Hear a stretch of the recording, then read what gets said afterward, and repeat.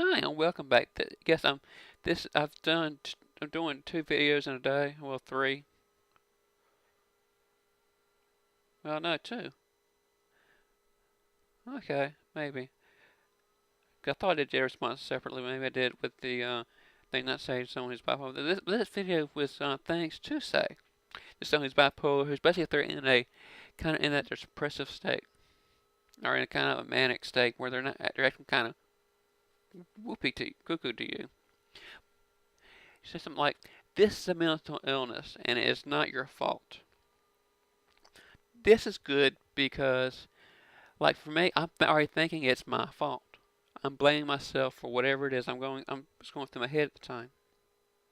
So having someone from the outside saying that this is your mental illness talking, it's not your fault, is a good thing. It's a positive ear. It won't like snap me out of depression or someone who's bipolar out of the depressive state, but it doesn't hurt and it might help a little. Two, I'm here. We'll make it through this together. When you're, at least from at least I know, from my perspective, if I'm feeling depressed and alone, having someone come and just say, "I'm here, we'll get through this together," it means a great deal to me. Number three, you and your life are important to me. This is good if like for me, if I'm in a real depressed state, this is good, and it's also good for someone who is maybe on the start being a little suicidal, because letting them know that they are important to you, their life is important to you, so that their life is not worthless, that they matter to someone, and what happens to them matters.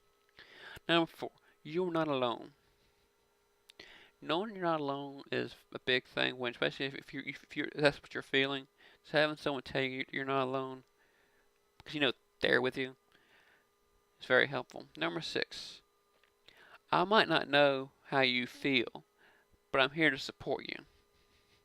That's because this guy probably could have gone with think not say saying I know how you feel is bad because you don't. So stating that you don't might not know how to feel but that you're there to support me is good and it makes me feel like I've got an ally somewhere. Okay, number seven. Whenever you feel like giving up, tell yourself to hold on for another minute, hour, day, whatever you feel you can do. So, basically saying, it's basically try to hold for another minute, try to hold on for another hour, a day, whatever you can, whatever's within your grasp at the time.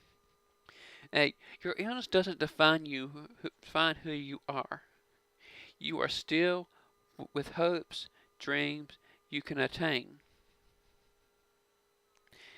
This because or at least what I've heard from some people, that their friends and family they can't separate the illness from the person. They keep them like this. They say you are your mental illness basically. So you get crazy and going off when you shouldn't. That's you. That's not mental illness. When it is the mental illness, you need to separate. 9. I care about you. This is good because knowing somebody cares always helps. I did read somewhere saying I love you, but that can be misconstrued depending on who it's coming from. Because if it's coming from somebody you kind of like and would love to have a relationship with, that could be kind of misread depending on the state you're in.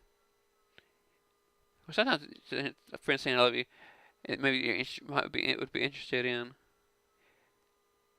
It's fine. It just depends on your level of depression and what's going on in your head at the time. So that's why I left it out and just left in I care about you. Number 10.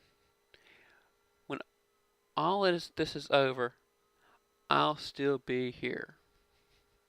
Basically, no matter what you say to me, no matter how you're acting towards me, or what you reveal because it's going through your head, I'll still be here. It's like you're not gonna scare me away, basically. And that's kind of me. It takes a lot to get rid of me, which I don't know whether it's good or bad. Okay, number 10. No, that was 10. My bad. Number 11. I'm never going to say I know how you feel unless I truly do, but if I can do anything to help, I will. Best, a lot of these have the same themes or kind of the same in a lot of ways. Knowing there's someone who's willing to help you is big. I mean, especially if you're in a depressed state and you feel like nobody can help you, nobody wants to help you, you're alone. Knowing that someone wants to help you is good. Number 12. If you need a friend, that's always good because maybe they don't feel like talking to anybody, but telling them like if you need a friend, it's like by saying, if you're not, here I am, call me, text me, message me, whatever. 13. I'm not going to leave or abandon you.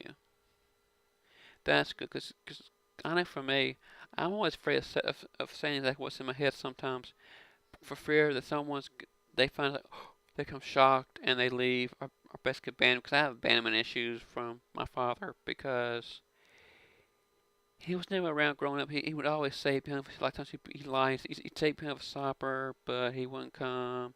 He'd say him in a few minutes, wouldn't come. Wouldn't see him until the next day, or he'd come home, get dressed, clothes, and be gone before I get up. So it'd be days where I didn't see a hide or hair of him. And I don't have close relations with him now. I don't know much about him. He doesn't know much about me because he doesn't call. He doesn't wait to make contact with me, and I don't think it's my position, my responsibility to make contact with him. It's still, he's the parent still. Even though I'm a grown ass man, he is still the father in the relationship, and I feel it's his responsibility to make the contact and the effort, not me. Because I've always been here. He's the one that's always not been home, not lied about when he was coming home, and not taking time with me. He took more time with my brother when he was growing up. You know, doing things with him, letting him drive. I mean, my brother maybe was like 10 or 11. We get close to the house. My dad would let him take the steering wheel and drive the rest of the way home. Stuff like that. They would never let me do. But I digress. You know, I thought these bipolar things to say, things not to say videos would have took longer, but I guess not. Anywho, I'll probably do another bipolar video probably sometime or other, but not right away. But until next time, bye bye.